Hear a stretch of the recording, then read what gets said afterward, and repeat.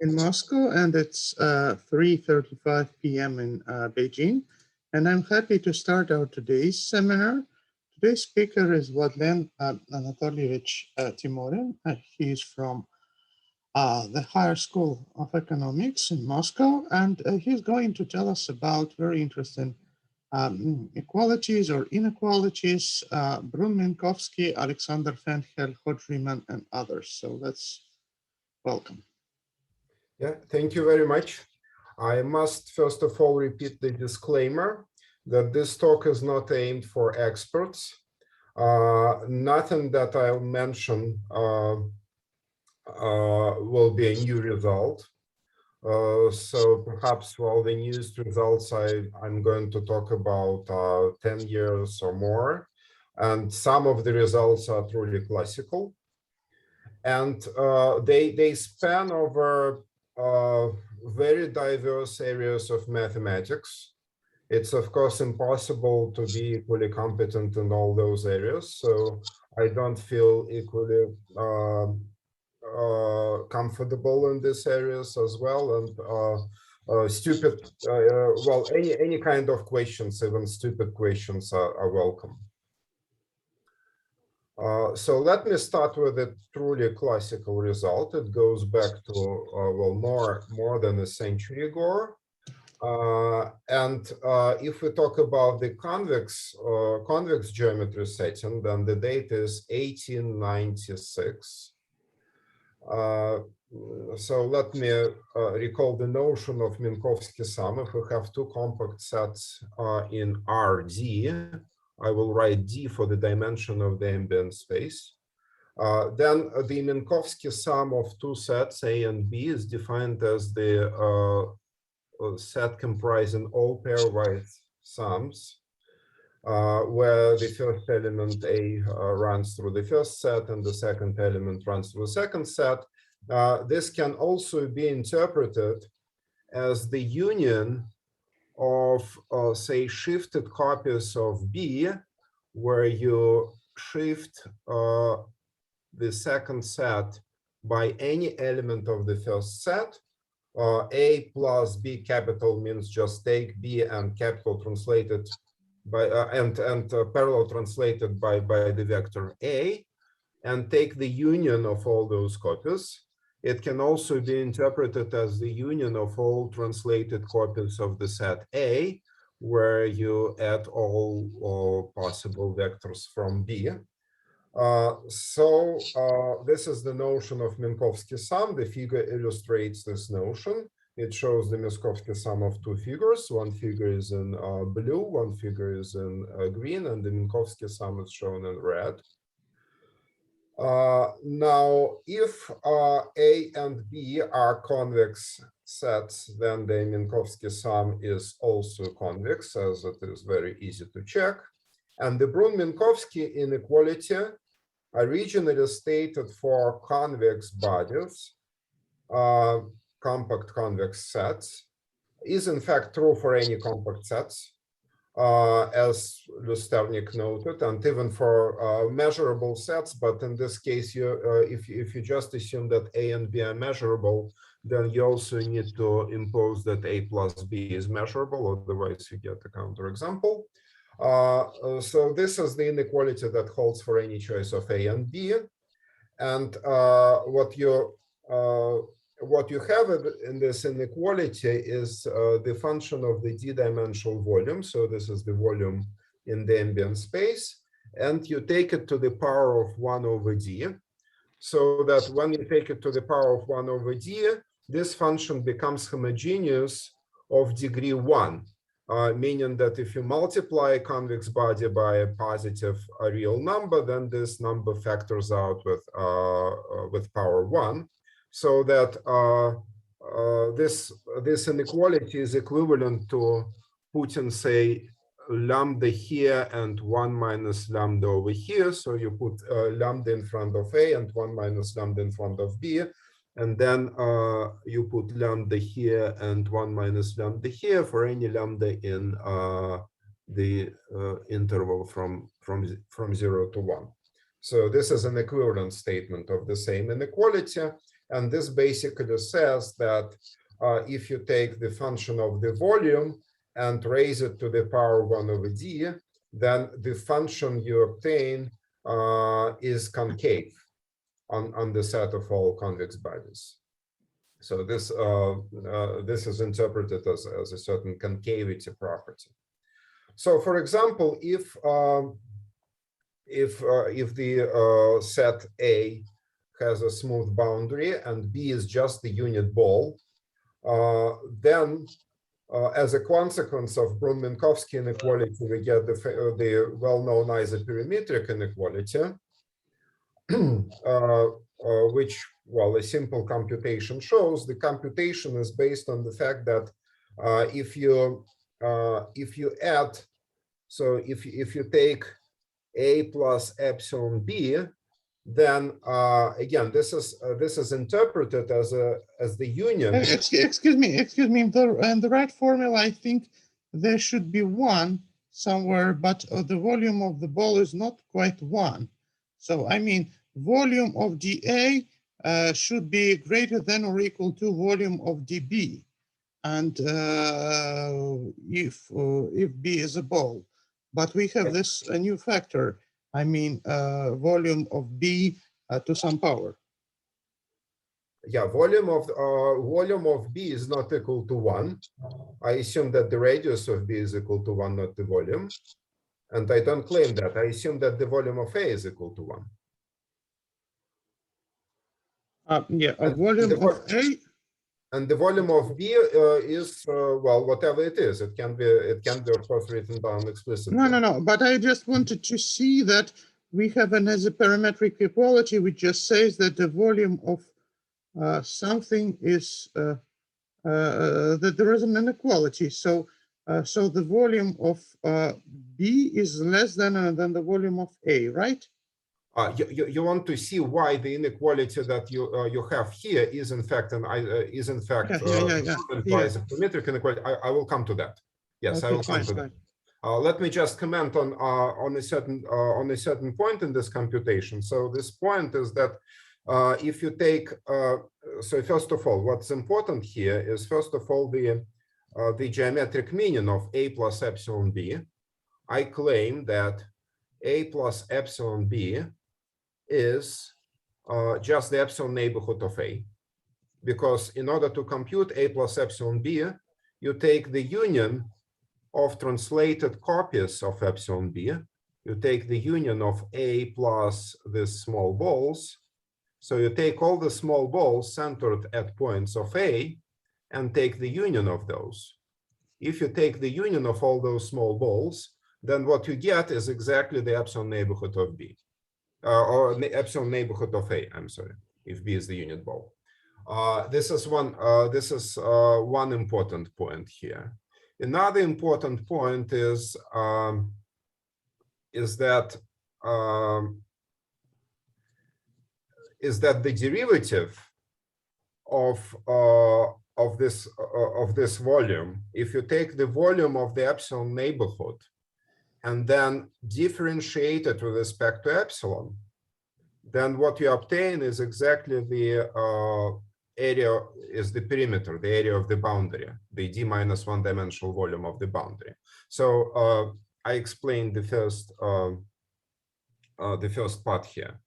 So this means just taking derivatives, and the second inequality is Brunn-Minkowski here. I just use Brunn-Minkowski, and then after all, what I get is the following inequality. So assuming that the volume of A is equal to 1, I say that the perimeter of A is bounded below by a certain value, and you can observe that if A is equal to B, then this inequality becomes equality.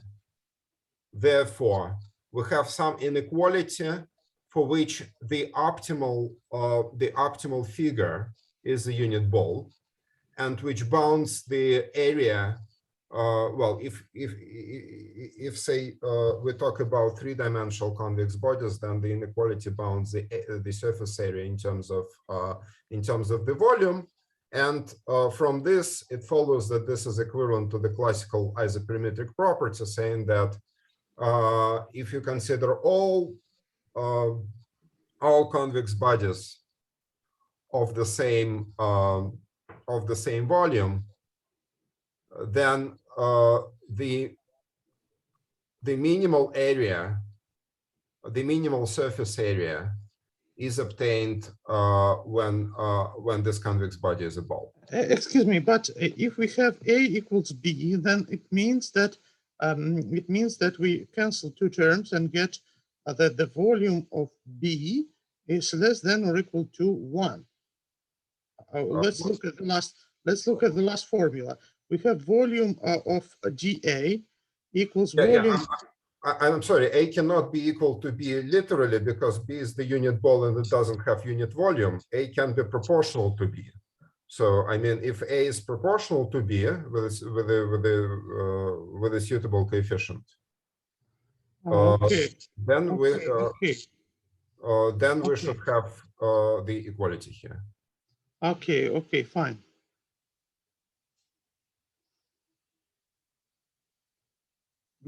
Thank you. Okay.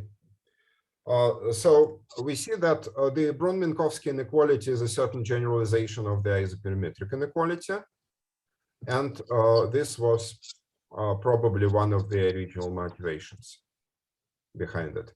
So let me also sketch a proof of the Brunn-Minkowski inequality, which is due to William Blaschke, and which uses the so-called Steiner symmetrization with respect to a hyperplane. The Steiner symmetrization was invented by Jakob Steiner to solve the classical isoperimetric problem. And it can also be used to prove the Brunn-Minkowski inequality. This is one of many proofs, but let me just give sketch one of the proofs. So first of all, to recall what Steiner symmetrization does, let us choose any compact, let's assume convex, convex body and the hyperplane H. Okay, so H is the hyperplane and omega will be some convex body.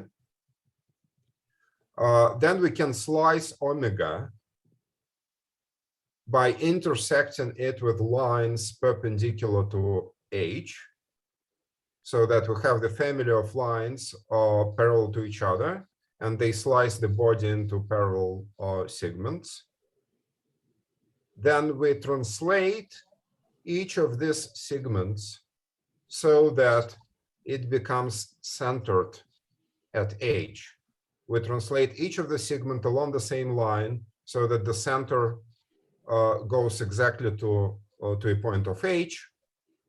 And therefore, after Steiner's symmetrization, the convex body becomes symmetric with respect to this hyperplane. It remains convex. It's easy to check that if you apply the Steiner symmetrization to a convex body, then you end up with another convex body, but this new convex body will be symmetric with respect to the hyperplane. And another important property is that symmetrization preserves volumes. This is easy to see because the volume can be computed as a certain integral over H, and this integral remains literally the same after all these parallel translations. Now, in order to prove Brunn-Minkowski inequality, you can do the following. You take omega to be the convex hulls of a copy of A and a copy of B, but taken so that a copy of A is taken in one hyperplane. So this will lie now in d plus 1. So we take the space of dimension d plus 1, one dimension larger than Rd. So A will lie in one parallel copy of Rd, and B will lie in a different parallel copy of Rd. And we take these two copies and take the convex hull. So we get a certain convex body omega, which is spanned by A and B in this way. And then we apply Steiner symmetrization with respect to various hyperplanes. Say we fix an axis, and we use various hyperplanes through this axis, making our convex body more and more symmetric. Now, the fact that this process converges, or at least we can extract a convergent subsequence, follows from compactness. So we are doing that for the whole body, or for A separately and B separately? No, we are doing it for the whole body, for the convex hull. And we are trying to make it symmetric with respect to an axis. So we are trying to achieve an axial symmetry, so that each section will become a ball centered at our axis. Oh, okay. We can do that by repeated symmetrization. This is a rather standard compactness argument. This is based on the compactness property of, say, all compact sets with respect to the Hausdorff metric. I don't want to give details because this is just a sketch of the argument, but it's possible to do that. It's possible to symmetrize the whole picture so that it becomes a centrally symmetric convex body, and we do not change the volumes of this parallel sections. So if we consider any parallel section, then it has the same volume as before. It's because Steiner symmetrization preserves volumes. In particular, our new convex body will be symmetric with respect to an axis, so that all sections of it will be round balls. And now the only thing we need to use is that the radius of this section is the convex function, which is obvious. If the centrally symmetric, if the axially symmetric body is convex, then the radius is a convex function. Okay. And the radius is exactly the volume to the one over d, so that we get the Brunn-Minkowski inequality. But we should mention that something is monotonous with respect to Steiner, I think. So the volume is preserved, but something else should monotonously change. What? The original argument of Steiner used that the surface area cannot increase under the symmetrization. So the surface area can only decrease, become smaller, but we don't need that for in this argument. I don't think we need that. We just need that the volume preserves. Okay. Okay. Mm-hmm. Then let me mention some very simple partial special cases of the Brunn-Minkowski inequality. For example, one of the simplest things we can do is you can take boxes, coordinate boxes as A and B, say the side lengths of A will be A1 and so on AD, the side lengths of B will be B1 and so on BD. Then Brunn-Minkowski specializes in this case to this inequality, which is easily shown to be equivalent to the arithmetic geometric mean inequality. So this can be easily reduced to the inequality between the arithmetic mean and the geometric mean. Okay. Another similar inequality, which is not so, well, it's not literally a special case of Brunn-Minkowski inequality, but it can be deduced for it. It can, well, if you like, you can deduce it from Brunn-Minkowski, but the inequality is also interesting on its own right.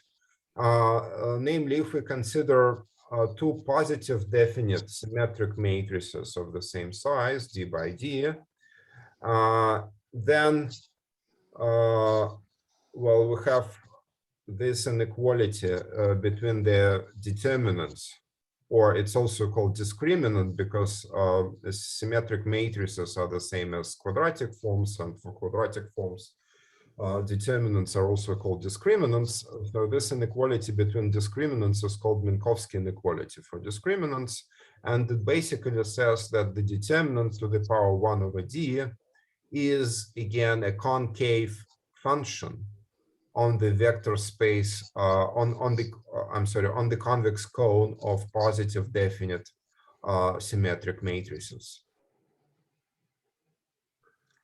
Okay.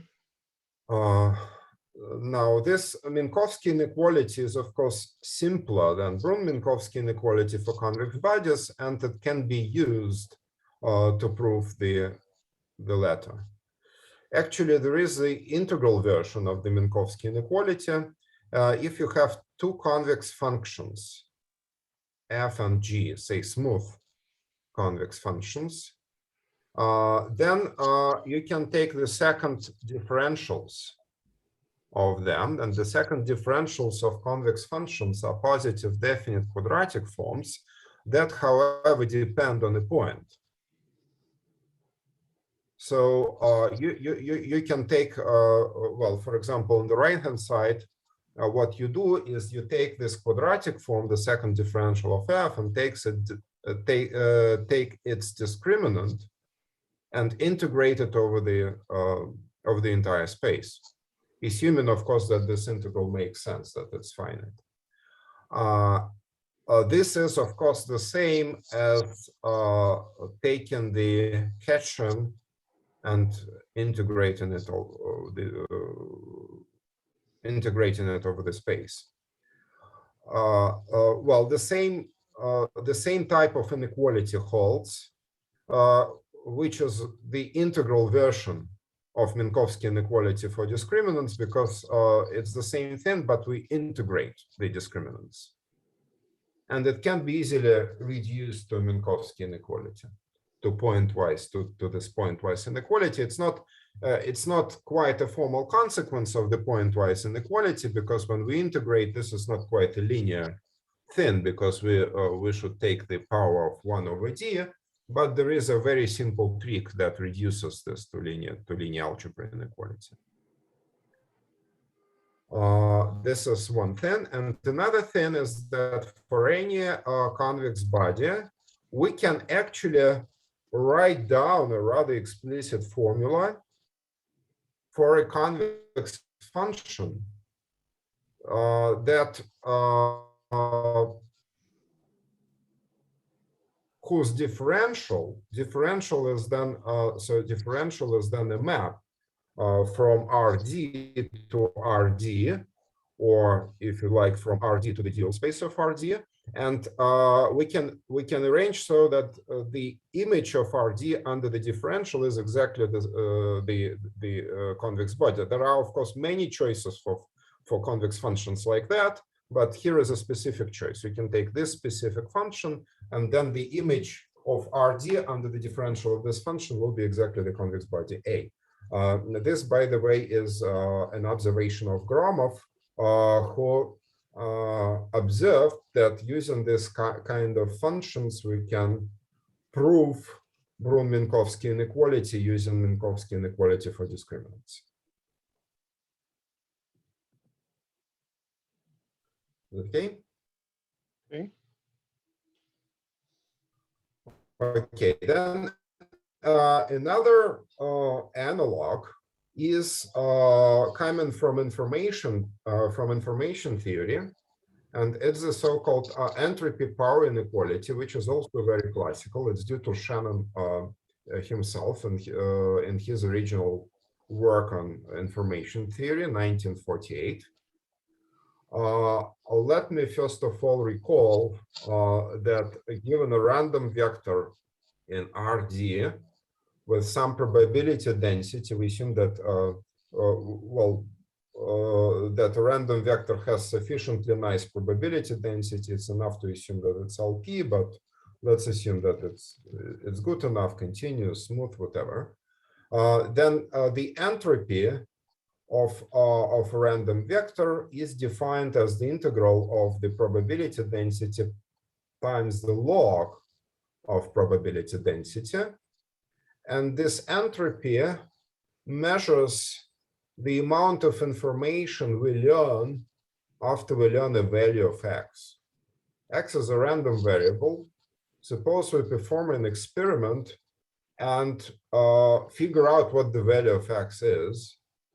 The question is how much information we got this way. And this depends on how the variable is distributed. If its density, say, concentrated around one point, and we learned that this value lies around this point, we didn't learn much new because we already knew that this was almost for sure around this point. However, if the density is small, then minus log of the density is a large number. This is what's called the surprisal. It's the amount of surprise we have when we learn that the random variable takes this value, where the probability density is actually small. That would be we will be surprised, and the integral measures how much surprise we get in average. So this is the mean value of surprise we get, and this is called the entropy, which is a very important. This is a very important concept in information theory, also in classical thermodynamics and dynamical systems theory, and so on. So the related concept is the entropy power when we simply take the exponential of the entropy with some funny coefficient that involves both P and E. And the entropy power inequality says that if we take two independent random vectors, x and y, then the entropy power of their sum is bigger than or equal than the sum of entropy powers of each of the random vectors. So this looks similar to the inequalities I mentioned before, and it also specializes to Minkowski inequality for discriminants if we take normally distributed random vectors. Say, let's take the normal distribution centered at the origin so that the mean value is 0. Then this normal distribution is determined by the covariance matrix. So we just need to know a positive definite matrix to describe a normal distribution. And now let's assume that x and y are independent random vectors, each of which is normally distributed with different variance matrices. Say x will be distributed with matrix K and y will be distributed with matrix L. Then this inequality is the same as for this special cases of normal distributions. Then this is the same as to say that the determinant of K plus L to the power 1 over D is bigger than or equal to the determinant of K to the power 1 over D plus the determinant of L to the power 1 over D. So we get the same Minkowski inequality for discriminants. There are, of course, deeper connections between the entropy power inequality and Brunn-Minkowski inequality. Some of these connections have been explored recently by various authors who were able to deduce both inequalities from much more general inequalities. But I will not talk about this today. So let me now give a digression about polarization of homogeneous polynomials. Right, the question, I see the question in the chat, is when the inequality in Brunn-Minkowski becomes equality. Yes, this, if you specialize to convex bodies with non-empty interior, then the equality cases are of course known, and the Brunn-Minkowski has equality sign exactly if the two bodies are different only by parallel translation and the factor and the dilation. So basically, you get equality only for the same body, which you may parallel translate and change the scale. This is all you can do. Okay, then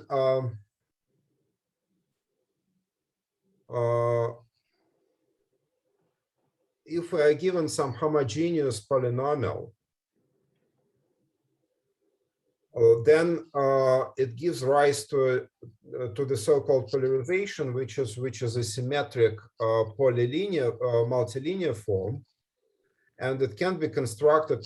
So let me start from here. So let me first say that given a polynomial on some vector space, homogeneous degree D polynomial, there is a symmetric multilinear functional such that we get the polynomial if we plug in the same vectors instead of all arguments of this multilinear function. It's well known that every homogeneous degree D polynomial admits a polarization. For example, if you want to compute the polarization of the function x squared, which is probably the simplest example, this is a homogeneous polynomial of degree 2. The polarization of the function x squared is the product of two numbers, and here is the expression for the product of two numbers in terms of just squares. And well, this can be easily generalized, namely, you can choose two different bases in the space of homogeneous polynomials. Well, one basis is formed by monomials of a given degree. So this is a standard basis, and another basis is formed by d-th powers of certain linear combinations. And both are, well, not exactly,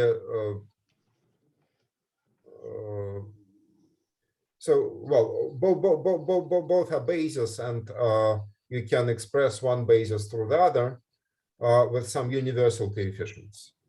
So these coefficients depend on nothing. They are expressed through binomial coefficients. And then for any homogeneous polynomial P, you can express the polarization through the values of the polynomials at linear combinations using the same universal coefficients. And you can also substitute, say, alpha 1 copies of V1, then alpha 2 copies of V2, and so on, alpha n copies of Vm. And this will be expressed through a similar linear combination with universal coefficients.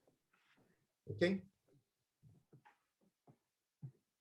So this is the notion of polarization, and then this notion can be applied to the function of volume, which actually turns out to be a polynomial. I need to say in which sense this is a polynomial, and here is the meaning of this statement. convex bodies in RD with the Minkowski sum and scalar multiplication. So you can multiply convex bodies by positive numbers. Well, you can also multiply convex bodies by negative numbers, but you should forget about this possibility. You should only multiply convex bodies by positive numbers, and you can take the sums of convex bodies. Well, you can also take the differences of convex bodies, but you should forget about those differences. You only take the sums and positive multiples of convex bodies. Then, with respect to these operations, you get an abstract convex cone. And an important property of this abstract convex cone is that actually it admits it admits cancellation. If you have A plus B equals C plus B, where A, B, and C are convex bodies, then we can cancel B from this equality and conclude that A is equal to C. This is a theorem that is not hard to prove, assuming that A, B, and C are in fact convex bodies. And so you get a convex cone. Therefore, the Grothendieck group of this cone, which was formed by formal differences, is a vector space. But now you should remember that the formal differences of two convex bodies have nothing to do. So the formal difference of A and B is not, in general, a convex body, and particularly it's not this thing.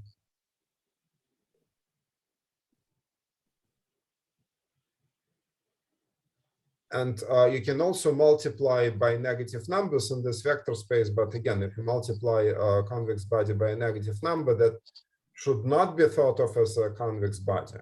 That should be thought of as an element of the Grothendieck group. In this sense, you have a vector space, and you can prove that the function of volume extends to a degree D polynomial on this vector space. This is, of course, an infinite dimensional vector space, but you have a degree D polynomial on this vector space. So the polarization of this polynomial is called the mixed volume. That means that instead of one convex body, you can substitute D different convex bodies or D coinciding convex bodies, whatever you want, into the function of volume. And if you substitute the same convex body, then what you recover is the usual volume. If you substitute different convex bodies, then you obtain a different quantity. Well, for example, if we take D minus 1 copies of A and 1 copy of the unit ball, then this is the same as the surface area of A, D minus 1 dimensional volume of the surface of the boundary. Now, if you take several copies of A and several copies of B, where B is the unit ball, these quantities can be, they're called Kerr-Mass integrals, and they can be expressed as certain curvature integrals. For example, the integral mean curvature can be represented in this way.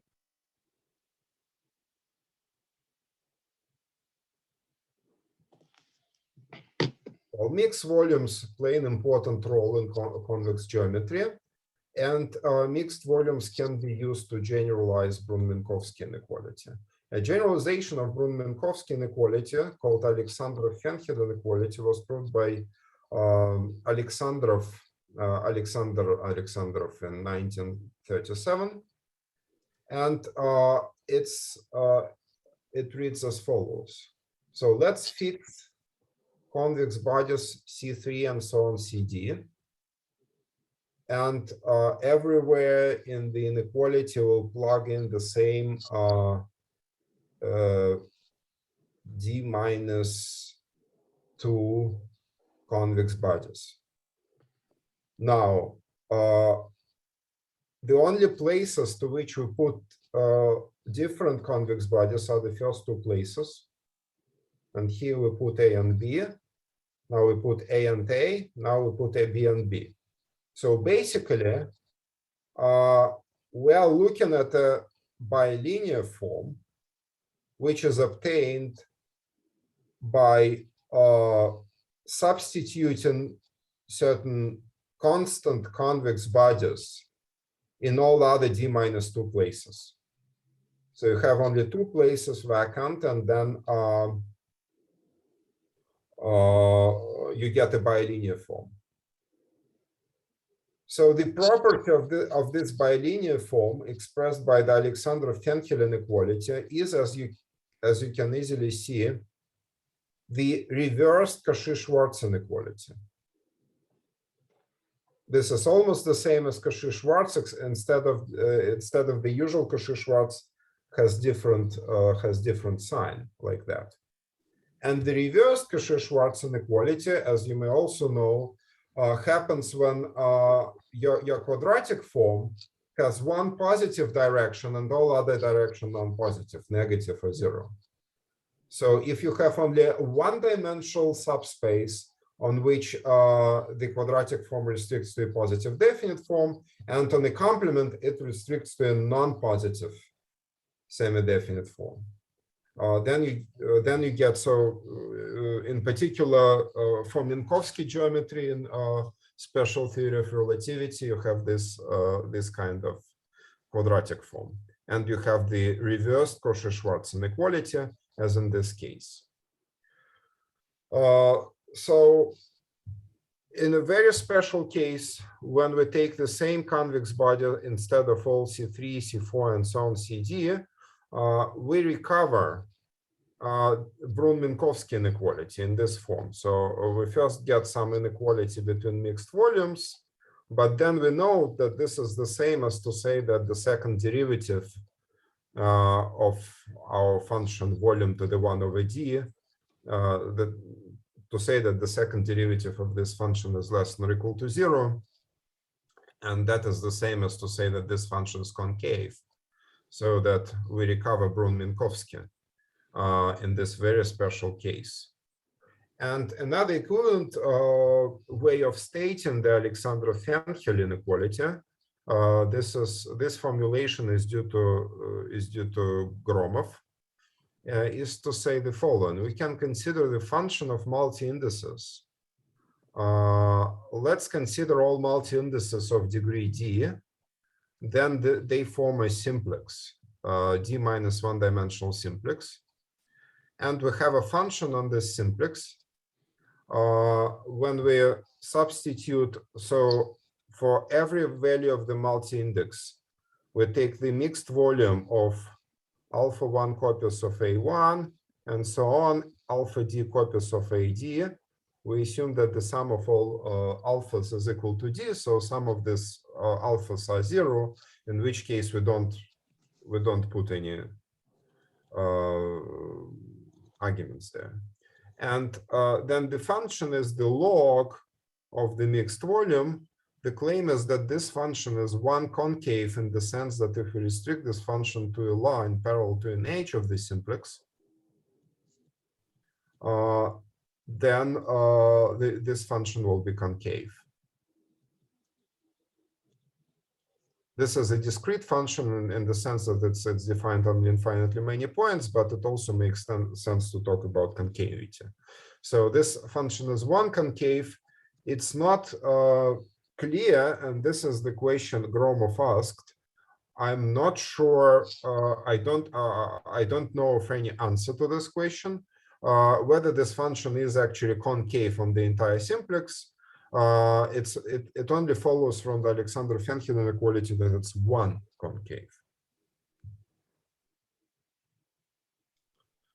Okay, similar inequalities, mixed versions of Minkowski inequalities are available for discriminants. If you consider discriminants of positive definite matrices, then you can also state the mixed version.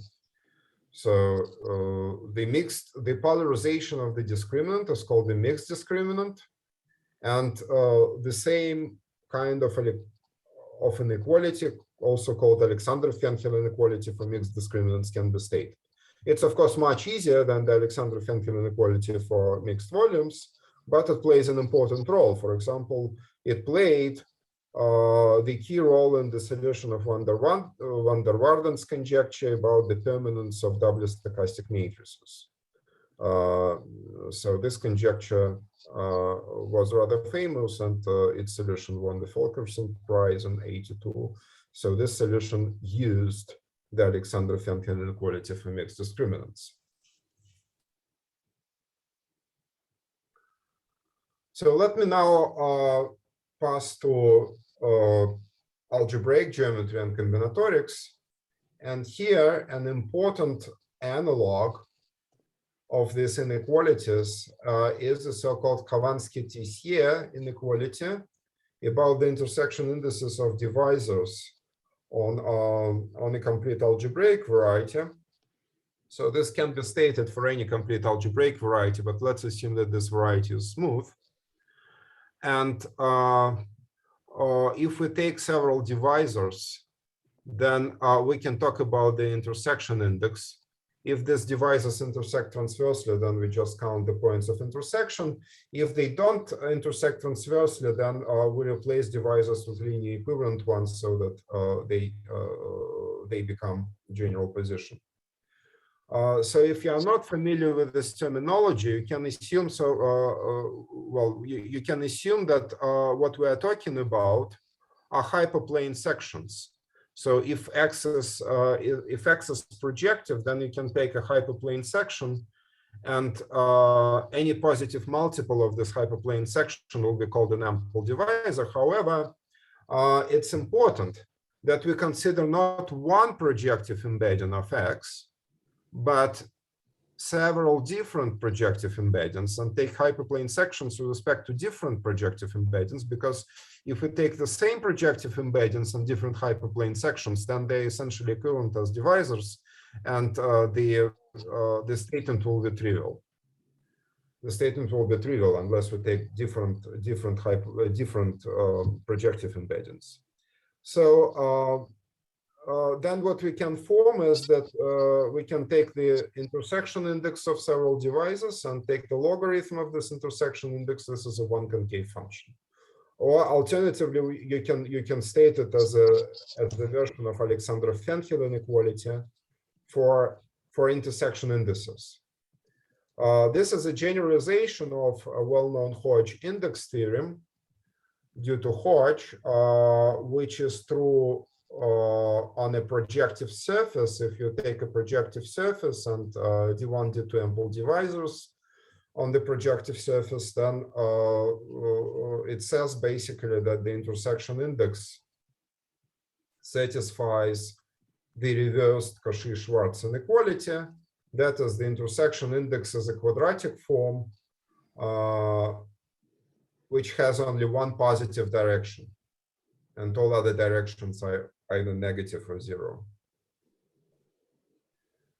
So there is also a Keller reformulation of the Khovansky-Tissier inequality, namely if we take a compact Keller manifold, not even necessarily algebraic, you can take any compact Keller manifold and take different Keller forms on it. So suppose that we have D different Keller forms, then again, having the having one Keller form, you have a function of a Keller form. If you have a Keller form, should I say what a Keller form is? I think it may be useful. Okay, so a Keller manifold is a manifold that has some permission metric whose imaginary part is a skew symmetric bilinear form. So this imaginary part should be a two form. That is, it should be closed. I'm sorry, closed to. It's always a two form, but it should be closed. So if omega is the imaginary part of the Hermitian metric, then the assumption is that d omega is equal to 0. And if this assumption is satisfied, then omega gives a symplectic structure on the manifold, and this symplectic structure is also called a Keller structure. It's also so the Hermitian metric given a Keller structure is also equivalent to saying that if you consider this Hermitian metric as a Riemannian metric, then the infinitesimal parallel transports will be holomorphic. So this is a very natural assumption. Now on the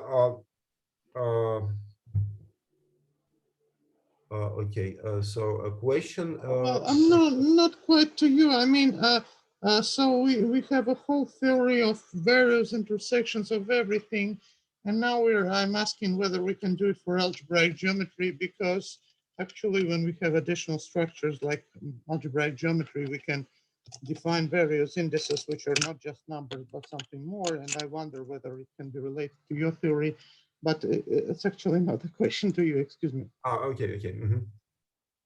Right. There are, of course, nowadays there are far-reaching generalizations of this result. I'm only talking about the original result, but things are developing up to now, and there are very, very far-reaching developments of this.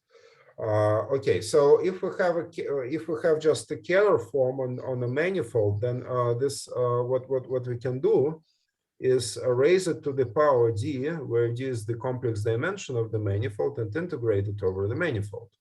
So in this way, we obtain a function of omega. Omega is a Keller form, and take a Keller form, raise it to the power d, and integrate it over the manifold.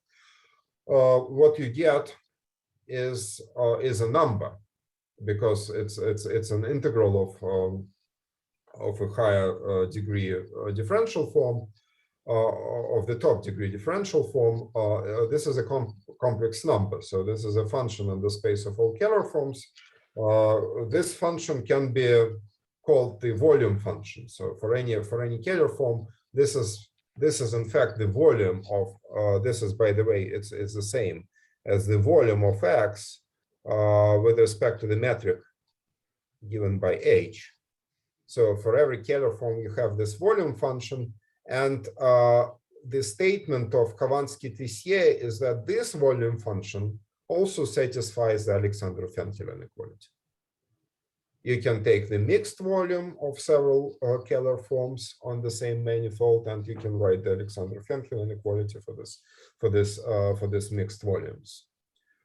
This is rather parallel to the theory of convex bodies, and there is a very precise connection between the two theories, which is given by the theory of toric varieties. However, I will not have time today to talk about toric varieties, so I will just suppress this topic. But there is a well understood relationship between convex geometry inequalities and algebraic geometry inequalities, at least when we specialize to polytopes. Well, there are certain analogs which are still unclear in the context of convex bodies, but for polytopes, things are more or less clear nowadays. And now there is a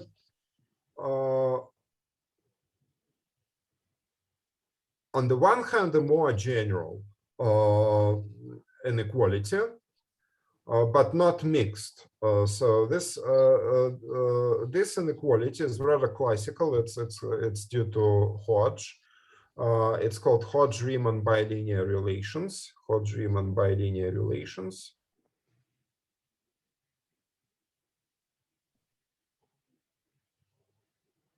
And they hold on any compact Keller manifold, and they can be stated as follows. So now instead of two form, we can take a form of any degree. Alpha is a form of any degree, and its by degree is PQ. by degree means, roughly speaking, that alpha is spanned by products of P holomorphic differentials and Q anti-holomorphic differentials. So in this case, in this sense, you get a bigradient on the space of differential forms, and a very powerful theory of Hodge says that this bigradient on the space of differential forms can in fact be transported to the cohomology spaces. So it makes sense to talk about PQ cohomology classes, which is not at all an obvious thing, but it can be done. So now a cohomology class of PQ forms is primitive if it becomes zero after multiplying by a suitable power of the Kähler form. And for primitive classes, you have the following inequality, which is this inequality is quadratic with respect to alpha. Well, basically, you take alpha wedge, alpha bar, and then you multiply it by a suitable power of the Kähler form, so that to make this form to be of by degree dd, so that you can integrate it. So you take the wedge with a suitable power of omega just in order to be able to integrate it over the manifold X, so that this integral is a number, is a complex number. Now the sign, well, the factor here is always equal to plus minus 1 or plus minus I, so don't pay much attention to this number. And this is what? This is a generalization of the Brunn-Minkowski version of Brunn-Minkowski type inequality for Kähler forms. But now this inequality is not only for Kähler forms, it's for Kähler forms are 1-1 forms. Kähler forms are forms of by degree 1-1, but now we can state the same inequality or similar inequality for PQ rather than 1-1. And for 1-1, we obtain the Hodge index theorem. So for PQ, these are more general things. And the Hodge-Riemann bilinear relations follow from two things. First of all, you can prove a linear algebra version, just a version for constant differential forms with constant coefficients. This basically follows from basic representation theory, and then you can integrate this linear algebra version using the powerful theory of Hodge of harmonic forms. So it's not straightforward to globalize the linear version. It requires the full power of Hodge theory, but it can be done in this way. But can we feel somehow that we have something like one manifold and the other manifold? What are the counterparts in Hodge? So we had inequalities between two things, and now we have something greater than zero. So what two things do we have here? Like different things are now, we now have the same manifold, but different objects are different differential forms on this manifold. So in our previous situation, different objects corresponded to different convex bodies in the same space. And now we have different differential forms on the same manifold. Do you mean alpha and omega? No, I mean just alpha. You can vary alpha, and then well, or if you like, okay, I see what you mean. If you like, you can also say that. Right. Let me write. Oh, you mean concavity with respect to alpha, right? Yes, I mean concavity with respect to alpha. Let me write it. So this is this may not be immediate, but you can write if you denote the left-hand side of this inequality as Q of alpha alpha bar, where Q is a certain bilinear form in which you substituted alpha and alpha bar. Okay. Then the inequality which follows from Hodge-Riemann will be exactly the reversed Cauchy-Schwarz inequality of the form Q of alpha beta squared is bigger than or equal to Q of alpha alpha times Q of beta beta for 1-1 forms, for alpha and beta of 1-1 cohomology classes. Well, in this way, we get the Hodge index theorem. On the other hand, if we have PQ, so here we have alpha and beta. These are the two objects.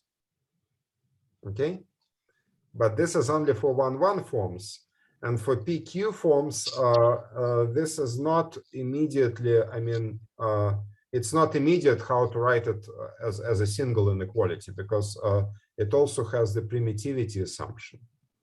For 1-1 forms, this basically says that the primitive subspace, the subspace of primitive forms, is a hyperplane. And then on this hyperplane, the form is negative definite, so that, and on the complementary space, it's positive definite, so we immediately get the reversed Cauchy-Schwarz inequality. But for high degree forms, the primitive subspace is not a hyperplane, and then the Hodge-Riemann relations are not, well, as immediately related to Aleksandrov-Fenchel type inequalities. Does this make sense? Okay. Okay, so the natural question is, what about the mixed version of Hodge-Riemann inequalities? And in fact, it can be obtained. So the mixed version of Hodge-Riemann inequalities is a generalization of both the, so this is a generalization of two things. On the one hand, in the case of 1-1 form, in the case of 1-1 forms, this implies Khovansky-Tessier.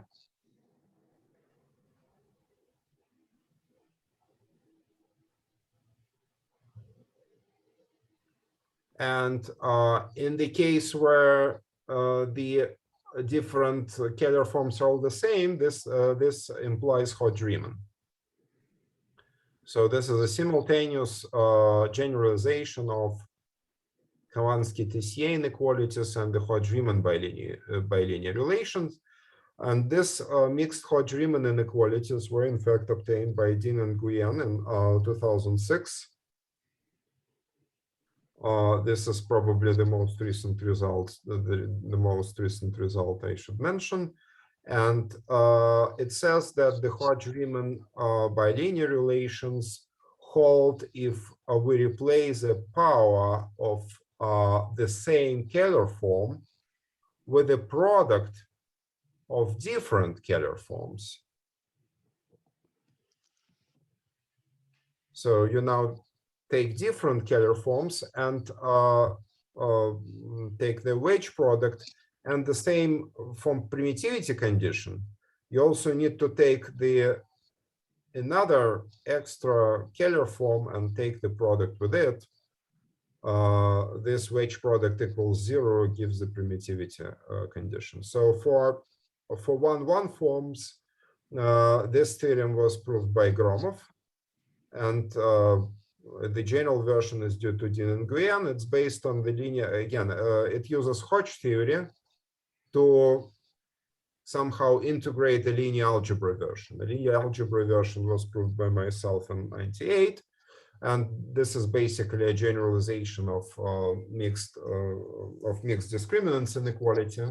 So this is just linear algebra, and this linear algebra and Hodge theory give rise to this mixed Hodge-Riemann inequality, which is one of the very powerful inequalities.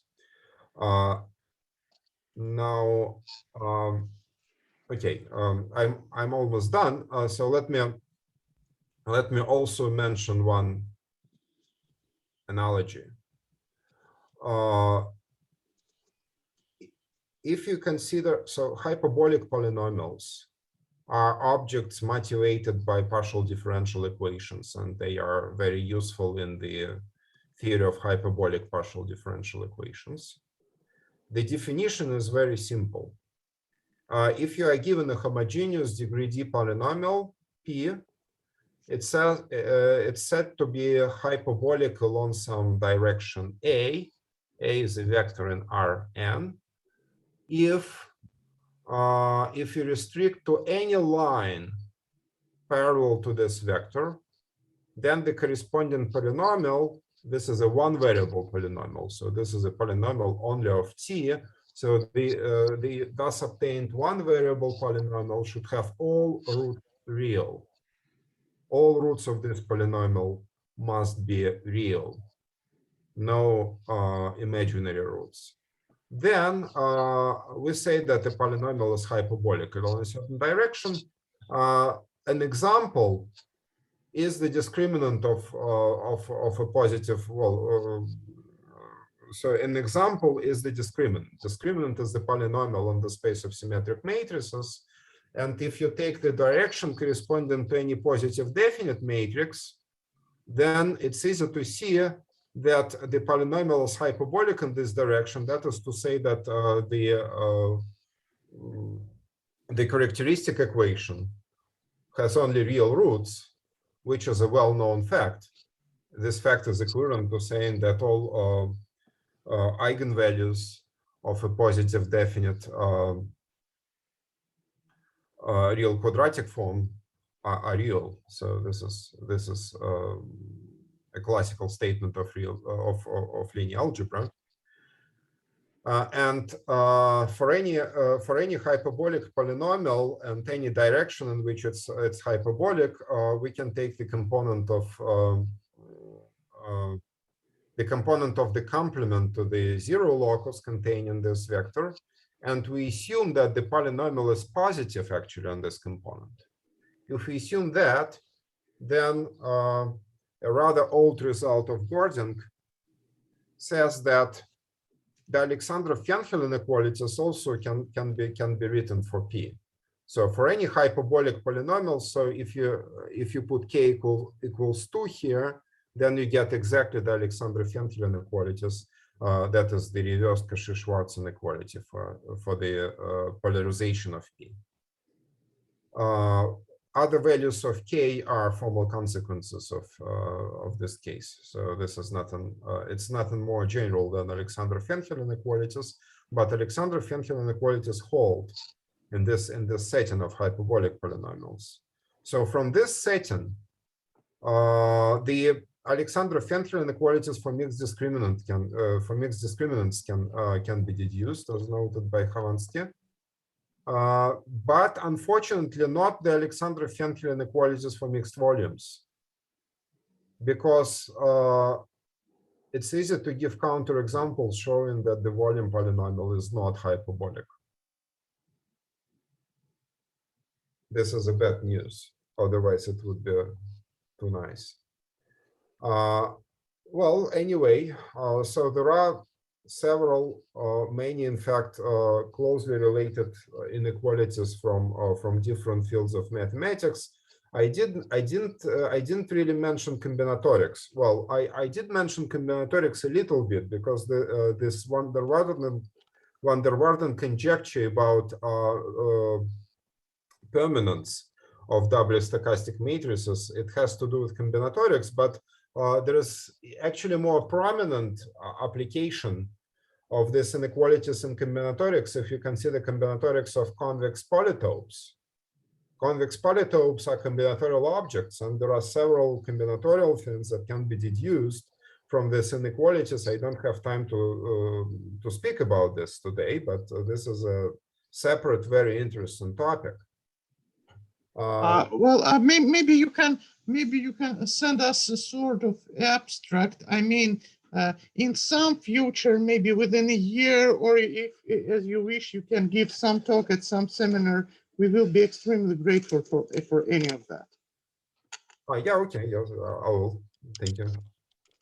Okay. But what I wanted to state now are some further questions, which, well, to the best of my knowledge, are still unanswered. I may not be aware of recent progress, so excuse me if I'm mistaken, and if people know the answer to some of these questions, but probably not. So some of the questions are the following. So first of all, it would be very interesting to see mixed versions of the entropy power inequality. The difficulty here is that the entropy power is not a polynomial in any sense. So it's not clear what would be an analog of mixed volume for the entropy power. So it's not at all straightforward, but it makes sense to explore. So it makes sense to answer this question. This question is not it's not well stated, of course. It's an open direction. Now, it's also interesting to characterize homogeneous polynomials that admit Aleksandrov-Fenchel, Hodge-Riemann, mixed Hodge-Riemann, and so on. Hyperbolic polynomials are only one special case in which all these inequalities hold, but we know that these inequalities hold in more general situation in other wide contexts. For example, they hold for mixed volumes, whereas the volume polynomial is not hyperbolic. Well, the third question is whether the function of the multi-index alpha, which is log p of the mixed value, is concave for, say, mixed volume or mixed discriminant or anything. This is the question stated by Gromov, asked by Gromov. I'm not sure anybody answered this question, but I think it's an interesting question. Also, a very interesting and far-reaching topic is to look for Hodge-Riemann and mixed Hodge-Riemann relation for smooth convex bodies. It is known what Hodge-Riemann and mixed Hodge-Riemann relation should be, well, how Hodge-Riemann and mixed Hodge-Riemann relations should be interpreted for convex polytopes. This is a deep theory, but it's more or less understood. On the other hand, if we go beyond convex polytopes, then this is still an open field. It's not even clear how to state the right version and which terms to state the right version of Hodge-Riemann inequalities for convex bodies. Now,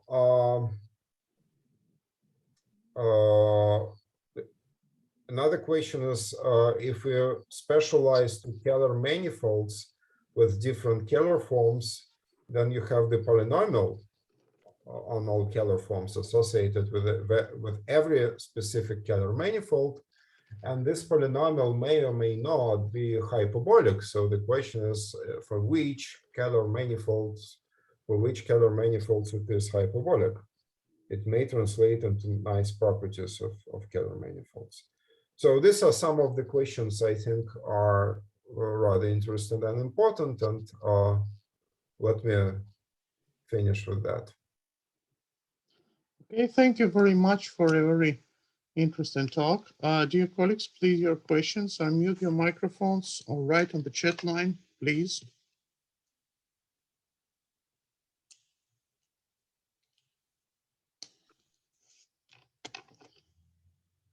Any comments, remarks?